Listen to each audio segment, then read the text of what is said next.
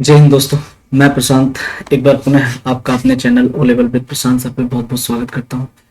दोस्तों, मैं आपके सामने पुनः हाजिर हूं आपका पर्सनालिटी डेवलपमेंट का टॉपिक लेके। बहुत ही फास्ट रिवीजन ये रहेगा। टॉप मोस्ट 20 क्वेश्चंस को मैं लेके आया हूं। आप फटाफट क्वेश्चंस को देखें। तो आइए शुरू करते हैं बिना टाइम वेस्ट किए। सबसे पहले कह रहा है कि आपसे क्वेश्चन कह रहा है कि टीस या फिर स्ट्रेस, टीस या फिर स्ट्रेस की बात कर रहा है कि एक सेकंड मैं थोड़ा सा हाइलाइटर वगैरह ऑन कर लूं जिससे आपको क्वेश्चन बताने में आसानी हो।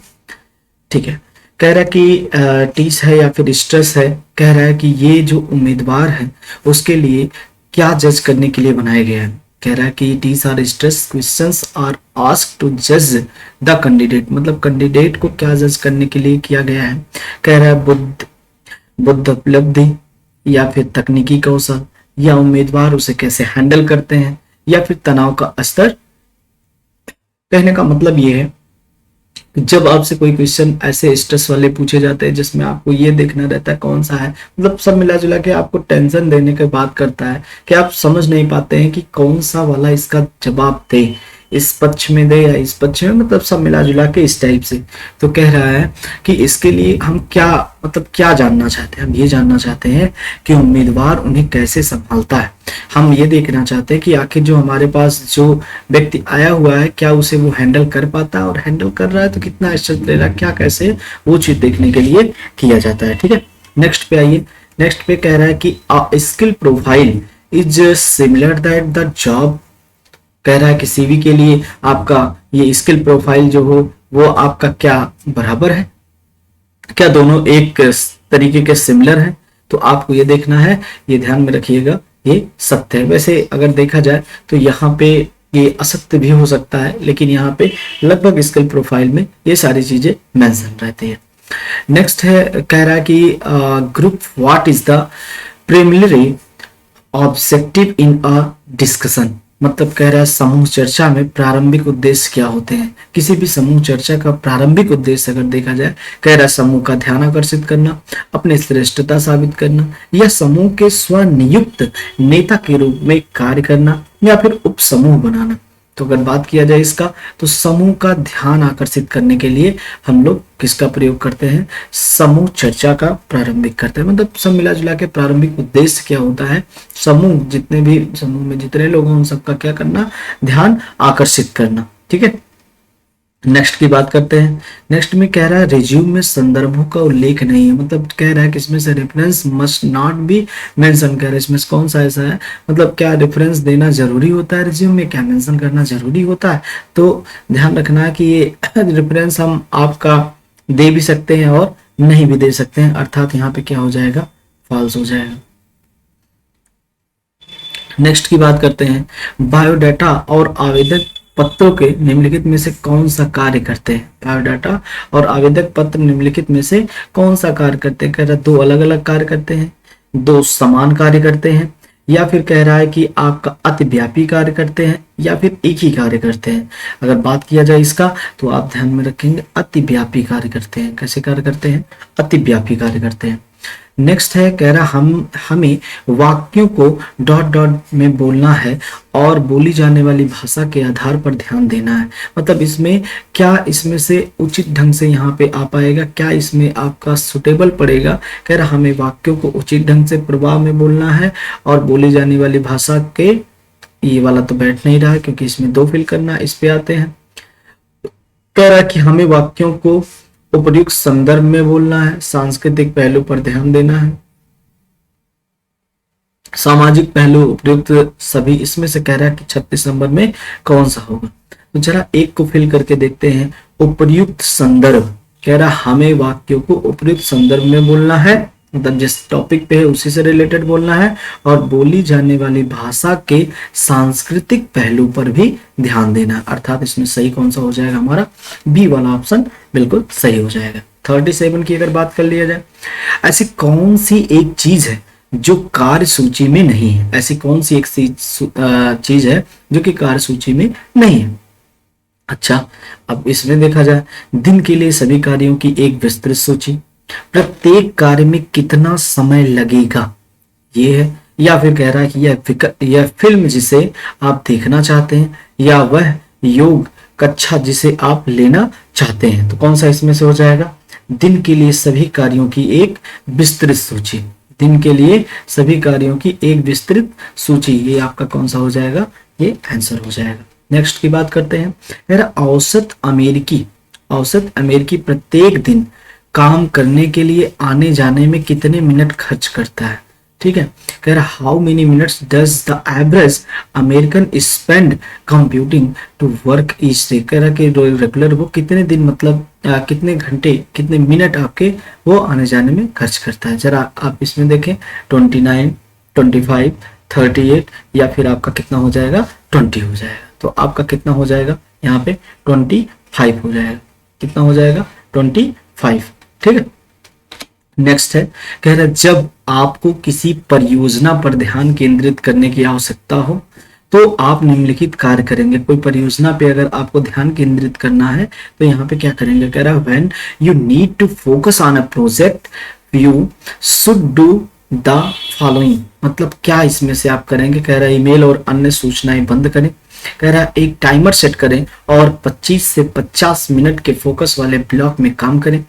कह रहा है 5 से 10 मिनट के छोटे ब्रेक शेड्यूल करें, या फिर उपयुक्त सभी। इसमें से कौन सा हो जाएगा? हालांकि ये सारी चीजें हो पाएंगी, क्योंकि अगर हमको ध्यान केंद्रित करना अर्थात फोकस करना है तो ये सभी को करना पड़ेगा, तब जाके आपका हो पाएगा। कहने का मतलब इसमें आंसर कौन सा हो जाएगा? हमारे पास आंसर हो जाएगा ये वाला। ठीक है, डी वाला। नेक्स्ट पे आते हैं। कह रहा अधिकांश लोगों के लिए उत्पादकता किस समय पर चरम सीमा पर होती है? अधिकांश लोगों के लिए जो उत्पादकता है किस समय पर चरम पे होती है? मतलब कह रहा है कि जो प्रोडक्टिविटी है वो पीक पॉइंट पे कब होगी? ध्यान में रखिएगा। यहाँ पे कह रहा है 10 बजे पूर्वाह्न, या फिर आपका सुबह 7 बजे, या फिर सुबह 8 बजे, या फिर अपराह्न कितने बजे? 3 बजे। तो कौन सा इसमें हो जाएगा? सुबह 8 बजे। ध्यान रखिएगा, ये सब आपको इसमें बहुत ज्यादा समझना नहीं है, बस दिमाग में रख लेना है। अगर ये क्वेश्चन आता है तो इस टाइप से ये आंसर आपको इसको देना है। कह रहा समय प्रबंधन गुरु सहमत है आगे की योजना बनाना एक उत्पादक दिन की है।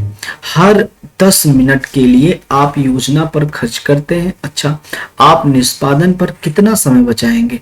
निष्पादन पे कितना? 20 मिनट, या फिर 30 मिनट, या फिर 45 मिनट, या फिर 1 घंटा। तो कितना आपका हो जाएगा यहाँ पे? 1 घंटा। 10-10 मिनट के अनुसार कितना हो जाएगा आपका? 1 घंटा हो जाएगा, 41 का। कह रहा है निम्नलिखित में से कौन सा कथन सत्य है? निम्नलिखित में से कौन सा कथन सत्य है? कह रहा कम मात्रा में तनाव अच्छा है, बहुत अधिक तनाव हानिकारक है, सभी तनाव खराब है, केवल 1 और केवल 2। कौन सा इसमें से हो जाएगा? केवल 1 और केवल 2।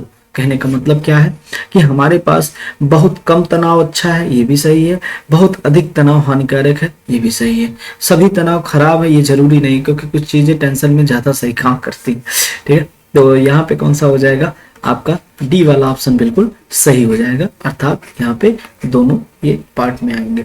कह रहा तनाव प्रबंधन सीखने के बारे में, तनाव प्रबंधन सीखने के बारे में इसमें से कौन सा है? कह रहा स्ट्रेस मैनेजमेंट। अगर आपको स्ट्रेस लेना है तो इसके लिए कैसे हम इसको सीखें, स्ट्रेस को कैसे? कह रहा है जीवन में के दबावों को कैसे बचे, जीवन के दबावों से कैसे बचे। कह रहा है जब हम जीवन के दबावों के अधीन होते हैं तो हमारे शरीर के समायोजन को बढ़ाने वाले कौशल कैसे विकसित करें। कह रहा 1 और दोनों सत्य है, और चौथे वाले में कह रहा है इनमें से कोई नहीं। तो कौन सा इसमें से हो जाएगा? यहाँ पे वैसे जीवन के दबाव क्वेश्चन देख लेते हैं। Stress management is about learning, मतलब कह रहा है कि तनाव प्रबंधन सीखने के बारे में बात कर रहा है। कह रहा है जीवन के दबावों से कैसे बचें। ये बिल्कुल सही जवाब होगा कि हमको टेंशन से कैसे बचना है, ये चीज आपको यहाँ पे मेंशन करना, अर्थात यहाँ पे कौन सा हो जाएगा? 43 का ए हो जाएगा। ठीक है, नेक्स्ट की अगर बात करते हैं तनाव, ये फिर से क्वेश्चन कह रहा है निम्न में से कौन सा कथन तनाव प्रबंधन के बारे में सत्य है। मतलब कह रहा है कि जो स्ट्रेस मैनेजमेंट है इसके लिए कौन सा इसमें से ट्रू है, कौन सा कथन सत्य है, जरा देख लेते हैं। कह रहा है तनाव प्रबंधन मन और शरीर के बीच संबंध के बारे में सीख देता है। अच्छा, और दूसरा कह रहा है कि तनाव प्रबंधन हमें अपने स्वास्थ्य को सकारात्मक अर्थों में नियंत्रित करने में मदद करता है। ठीक, नेक्स्ट है कह रहा है तनाव प्रबंधन हमें हर तरह के तनाव से बचना सिखाता है। तो कौन सा इसमें हो जाएगा, कह रहा है कि 1 और 2 सकते हैं। हाँ बिल्कुल, पहला तो सही ही था, पहला भी सही है, दूसरा भी सही है। अगर बात किया जाए तनाव प्रबंधन मन और शरीर के बीच संबंध के बारे में सीख देता है। ठीक है, कैसे काम करना। तनाव प्रबंधन हमें अपने स्वास्थ्य को सकारात्मक अर्थों में नियंत्रित करने में भी मदद करता है। तनाव प्रबंधन हर तनाव से बचना सिखाता है, नहीं ऐसा नहीं है, हर तनाव से बचना नहीं सिखाता है। तो आपका केवल 1 और केवल 2 हो जाएगा। निम्नलिखित में से कौन सा तनाव के मूल स्रोत है, मतलब स्ट्रेस के कौन से मूल स्रोत है। ध्यान रखिएगा दोस्तों, आपके एग्जाम में स्ट्रेस से रिलेटेड क्वेश्चन जरूर आएंगे, तनाव से रिलेटेड जरूर आएंगे। तो इसलिए मैंने तनाव पे स्पेशली आपके लिए फास्ट रिवीजन क्वेश्चंस लेके आया हूँ। टॉप 20 कह रहा है कि निम्नलिखित में से कौन तनाव के मूल हैं। तनाव के कह रहा पर्यावरण या फिर सोशल स्ट्रेस या फिर शारीरिक या फिर ये सभी। आपको सबको पता होगा कि भाई ये सभी आपको रहेंगे, क्योंकि सभी आपको टेंशन दे सकते हैं। शारीरिक भी हो सकता है, कौशल भी, स्ट्रेस भी, सोशल भी हो सकता है और पर्यावरण भी हो सकता है। ये सारे हो सकते हैं आपके। ठीक है, 46 की अगर बात किया जाए, पर्यावरणीय तनावों के उदाहरण है।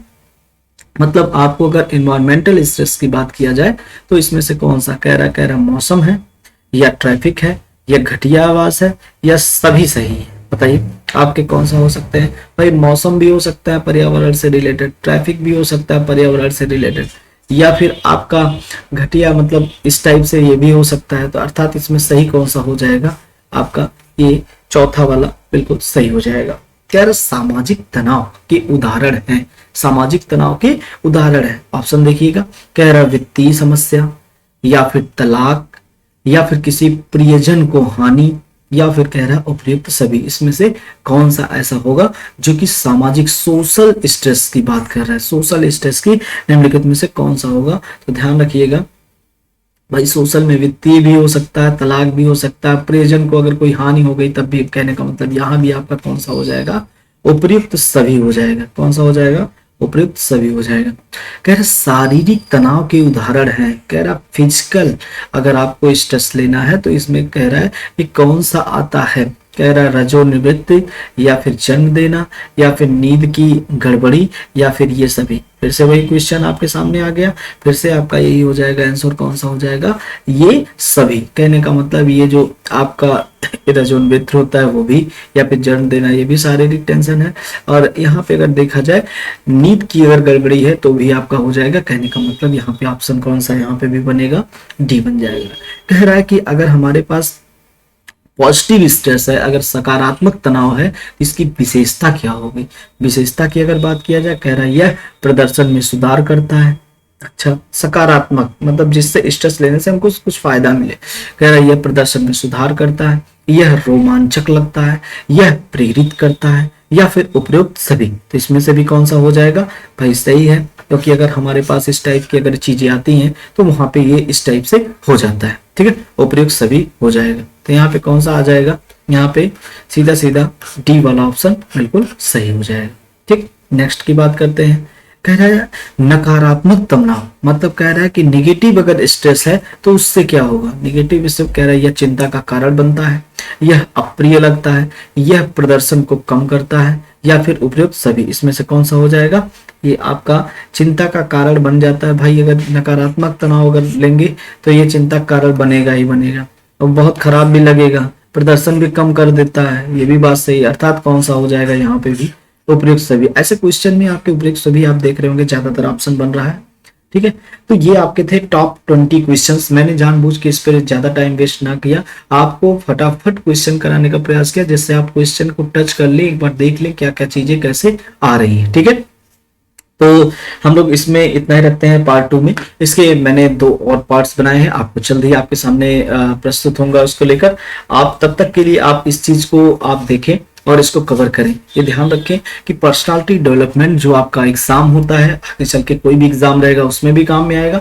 और अभी तो आगामी एग्जाम आपका ओ लेवल का है, जिसके अंतर्गत आपको पर्सनालिटी डेवलपमेंट से 20 क्वेश्चंस मिलेंगे, वो भी आपको ध्यान में रखना है 4th पेपर में। तो कहने का मतलब है कि वहां पे आपको स्ट्रेस चैप्टर या ऐसे कई सारे चैप्टर्स है जहां से आपको क्वेश्चन बनेंगे। मैं आपको पूरा का पूरा वीडियो ये प्रोवाइड कर दूंगा, एक एक करके छोटे छोटे पार्ट में। एक्चुअली ये फास्ट रिवीजन मैंने सोचा कि अगर टुकड़े टुकड़े में रहेगा तो आपको पढ़ने में आसानी होगी। ठीक है, तो आज के लिए हम लोग इसमें इतना ही रखते हैं। उसके बाद हम लोग नेक्स्ट मिलते हैं नेक्स्ट वीडियो में। प्लीज अगर आपको ये वीडियो पसंद लगा हो तो शेयर, कमेंट और अगर चैनल पे नए हैं तो सब्सक्राइब जरूर करना। ठीक है, तो आज के लिए इतना रखते हैं। Thank you.